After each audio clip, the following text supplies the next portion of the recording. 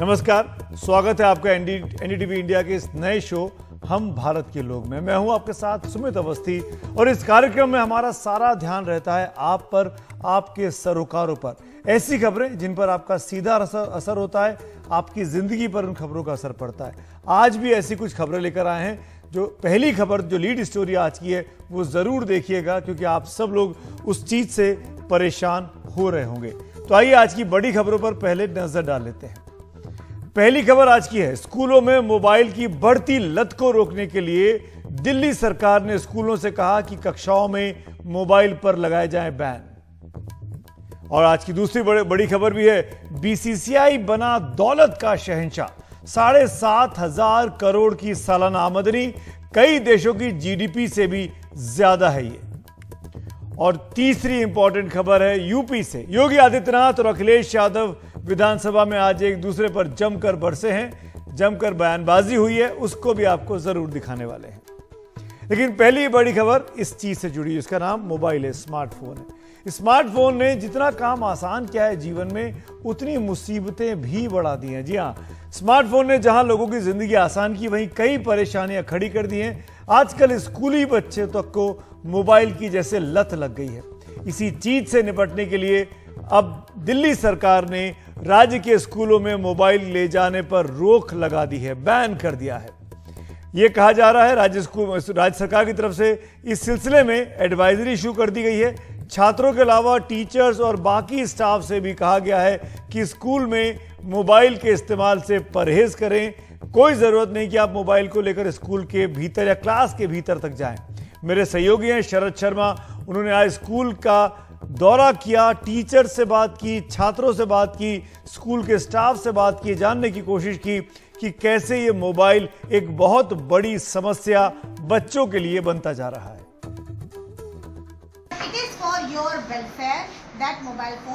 दिल्ली सरकार के शिक्षा निदेशालय की एडवाइजरी के बाद स्कूलों में छात्र छात्राओं को सलाह दी जा रही है।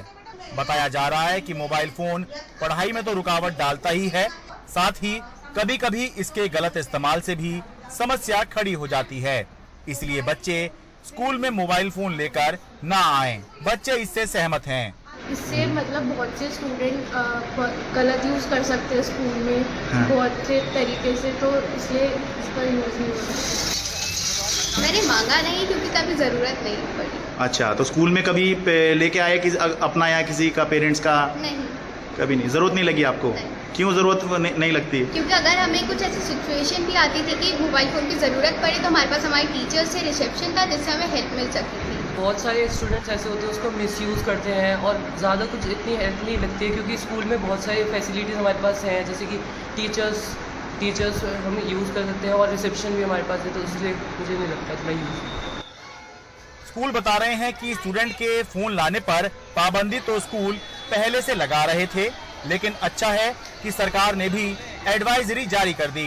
बच्चे जो मोबाइल लाते थे वो किसी ऐसी समस्या को ध्यान में रख के आते थे कि या तो उसका डिस्टेंस ज़्यादा होता था या पब्लिक ट्रांसपोर्ट को ज़्यादा यूज करता था, लेकिन साथ साथ मोबाइल लाने से कहीं ना कहीं पढ़ाई में भी उसकी जो है बाधा आती थी और उससे एक ऐसी एटमॉस्फेयर क्रिएट होता था कि अगर उसको मना किया जाए तो पेरेंट्स साथ आता था और ना मना किया जाए तो बच्चे को कहीं समस्या हो, इसका भी ध्यान रखा जाता था।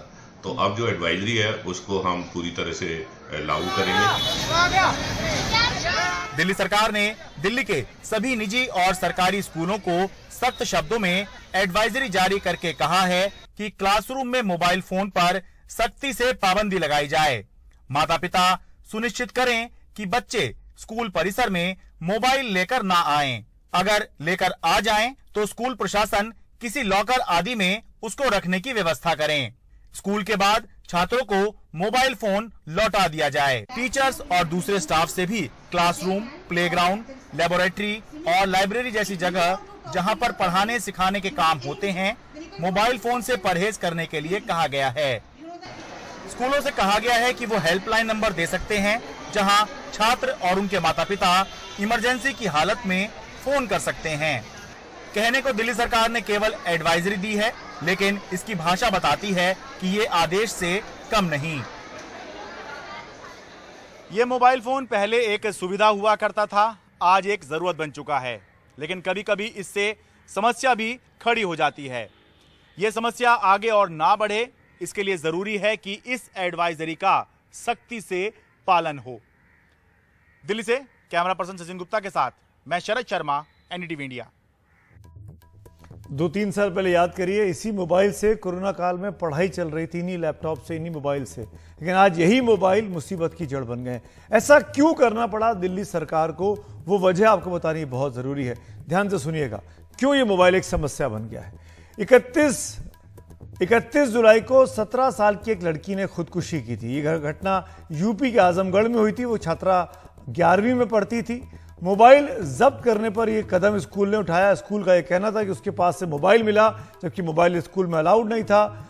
घर वालों ने स्कूल पर इल्ज़ाम लगाया कि लड़की ने जो खुदकुशी किया, लड़की पे जो उसकी हत्या हुई, वो दरअसल किसी और का मोबाइल उसके पास दिखाया गया। इसको लेकर बहुत बड़ी कंट्रोवर्सी खड़ी हो गई थी। आपको याद होगा, यूपी में और यूपी के आसपास तमाम प्राइवेट स्कूल्स ने अपने पेरेंट्स एसोसिएशन के ने स्कूलों को बंद तक कर दिया था। वहां तक की नौबत आ गई थी। ऐसी एक घटना 2021 में भी हुई थी, वो भी यूपी की ही घटना है। उसमें भी ये बात कर दी गई थी, मोबाइल को बैन कर दिया गया था। वो गोरखपुर की घटना थी और मोबाइल को रोका गया, छात्रों को लाने से उस पर प्रोटेस्ट हुआ और जिस वजह से बवाल मचा था। तो दिल्ली सरकार ने ये भांपते हुए कि मोबाइल एक मुसीबत बन सकता है, उसने मोबाइल को अभी से एडवाइजरी के तौर पर ही कहा है छात्रों को कि स्कूलों में ना लेके आए, कक्षाओं में तो बिल्कुल भी लेके ना जाए। अब आपको एक और इंपॉर्टेंट चीज बताते हैं, भारत और को चीन से इस मामले में क्या सीखना चाहिए, क्योंकि मोबाइल डिस्ट्रैक्शन है, हम सब जानते हैं इस बात को। तो क्या हुआ चीन में, उस आंकड़ों को आप देखिए, कैसे चीन ने पाबंदी लगा दी है। चीन ने एक प्रस्ताव वहां पर जिस पर चर्चा चल रही है वो इस तरीके से है कि 8 साल से कम उम्र के बच्चे केवल दिन में 40 मिनट ही मोबाइल का इस्तेमाल करेंगे और 8 से 16 साल के जो बच्चे होते हैं वो 1 घंटे के लिए दिन भर में मोबाइल का इस्तेमाल करें और 16-17 साल के जो बच्चे हैं वो दिन में 2 घंटे ही मोबाइल का इस्तेमाल कर सकते हैं। ये चीन अपने देश में अभी ये प्रस्तावना के तौर पर लेके आया, प्रस्तावित है, लेकिन माना जा रहा है कि चीन इसको लागू करने वाला है। यानी मोबाइल को अपने हाथ में कितनी देर रखना है ये उम्र के हिसाब से तय होगा, छात्रों को मोबाइल से दूर ले जाने के लिए। और अब बढ़ते हैं आज की दूसरी बड़ी खबर की ओर। बीसीसीआई को तो आप सब जानते ही होंगे, भारतीय क्रिकेट को मैनेज करने वाली संस्था है, board of cricket control in India. आपको ये बात पता होगा कि हमारे मुल्क में क्रिकेट को लेकर कितना दीवानापन है, कितना पागलपन है, ये किसी से छुपा भी नहीं है। अब इस दीवानगी का सीधा सीधा फायदा सरकारी खजाने को हो रहा है। वित्त राज्य मंत्री पंकज चौधरी ने संसद में एक सवाल के जवाब में इस बार बताया है कि बीसीसीआई ने पिछले वित्तीय वर्ष में यानी 2021-22 में जमकर पैसा कमाया और रिकॉर्ड 1159 करोड़ रुपए का सिर्फ टैक्स सरकारी खजाने में जमा कराया है। 1159 करोड़ का यह टैक्स पिछले साल के मुकाबले 37% ज्यादा है। अब हम आपको बीसीसीआई की कमाई से जुड़े कुछ आंकड़े दिखाते हैं जो आपको खुशी से हैरान कर देंगे और जो ये भी बताएंगे कि क्यों हमारे देश में क्रिकेट का जुनून किस हद पर पहुंच गया है, क्यों आखिर ऐसा हो रहा है, आखिरकार बीसीसीआई क्यों इतना मालामाल है। इन आंकड़ों को ध्यान से देखिएगा। बीसीसीआई की जो आमदनी और खर्च है इसका हिसाब आपको देता हूं। 2021-22 में आमदनी थी 7,606 करोड़ रुपए। इस आंकड़े को 7,606 को याद करिएगा क्योंकि पूरी ग्राफिक्स में इसका इस्तेमाल बार बार आने वाला है। 7,606 करोड़ रुपए की आमदनी थी बीसीसीआई की और 2021-22 में जो खर्चा था बीसीसीआई का वो 3,604 करोड़ रुपए का था। अब अगर मैं आपको एक साल पहले ले जाऊं 2020-21 में, तो ये बीसीसीआई की आमदनी 4,375 करोड़ थी, जो इस साल के 7,606 करोड़ के आंकड़े से 3,231 करोड़ रुपए कम थी। यानी खर्च भी उस वक्त कम हुआ था, 3,080 करोड़ रुपए का। अब अगर टैक्स के भुगतान की बात की जाए, बीसीसीआई ने कितना टैक्स दिया, तो 2020-21 में बीसीसीआई ने जो सरकारी खजाने में पैसा जमा कराया वो 845 करोड़ रुपए था। 2019-20 में जो पैसा जमा कराया वो 882 करोड़ रुपए था और 2017-18 में जो टैक्स जमा कराया वो 596 करोड़ रुपए था। अब अगर इसकी तुलना बीसीसीआई की कमाई की तुलना में खेल मंत्रालय के बजट के साथ करूं तो आप हतप्रभ रह जाएंगे।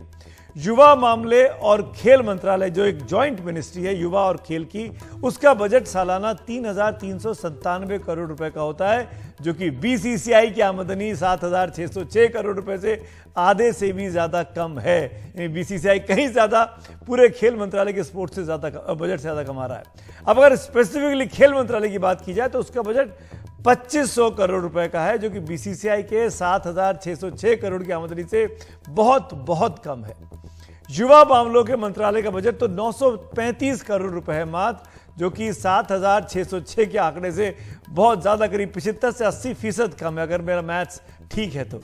खेल संघों को खेल मंत्रालय से इस साल जो रकम मिली वो 325 करोड़ रुपए की थी, मात्र 325 करोड़ रुपए। खेल मतलब हर तरीके का खेल।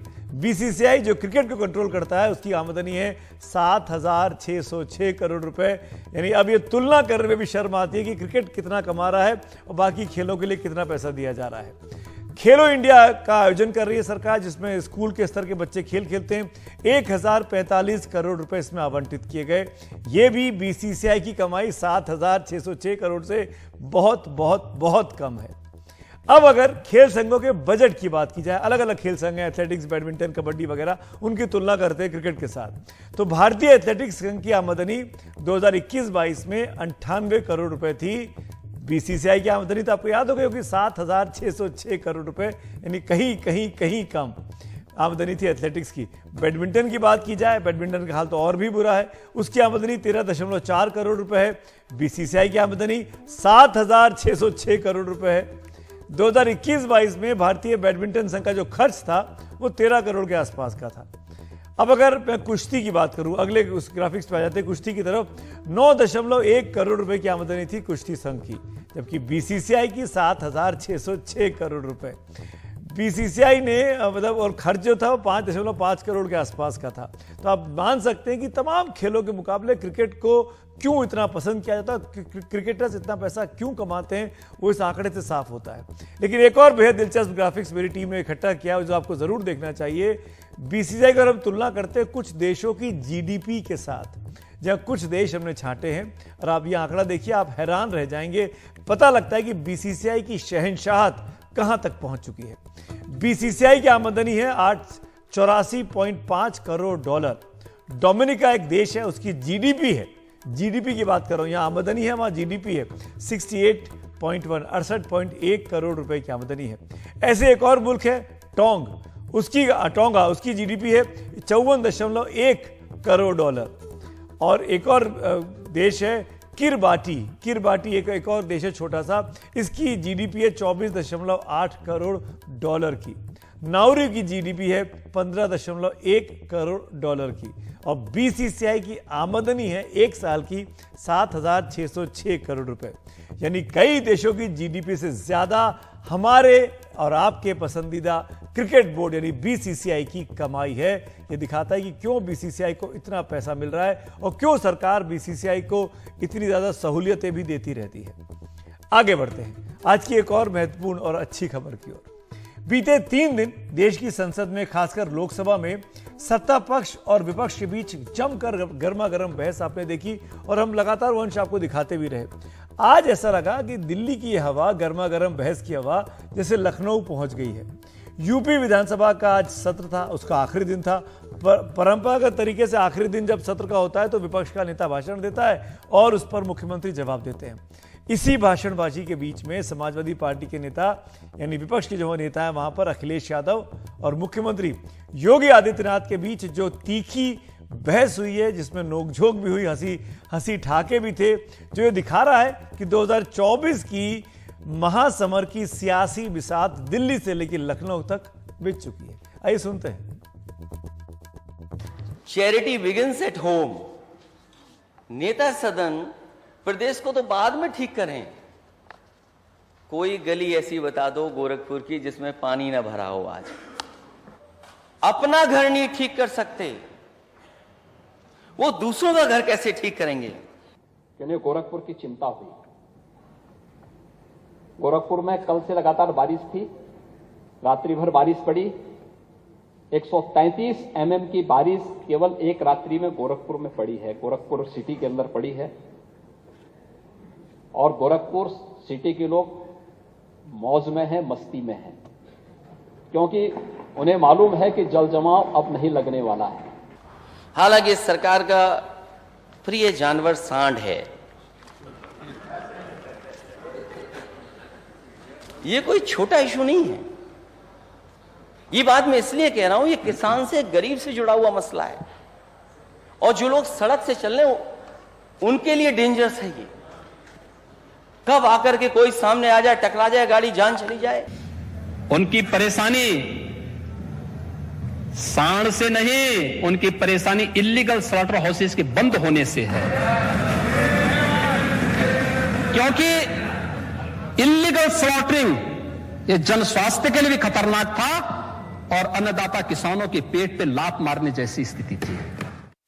कि इतना बड़ा सपना दिखाया जा रहा है कि $1 ट्रिलियन इकोनॉमी हो जाएगी।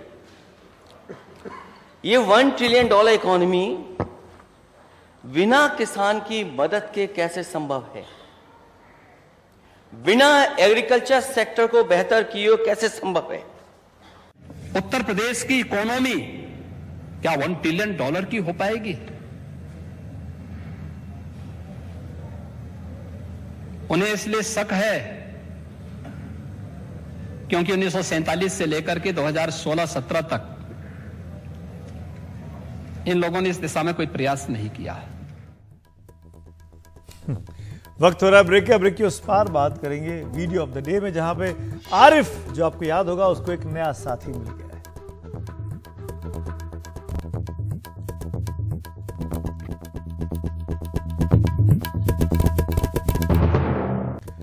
अब बारी है आखिर में वीडियो ऑफ द डे आपको दिखाने की। आपको यूपी के अमेठी के आरिफ याद होंगे।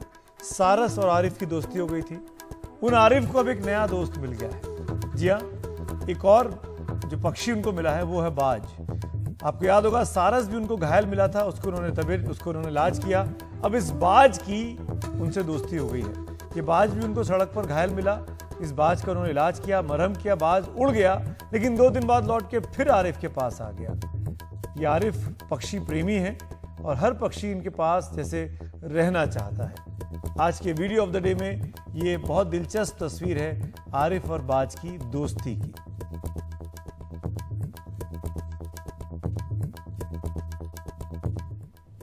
और ऐसी सकारात्मक खबरों को आपको दिखाने का मकसद सिर्फ इतना होता है कि सबसे प्रेम करिए, सबके साथ मिलजुल के रहिए, चाहे इंसान हो या फिर जानवर या फिर पक्षी। शुक्रिया, गुड नाइट। देखते रहिए एनडीटीवी इंडिया।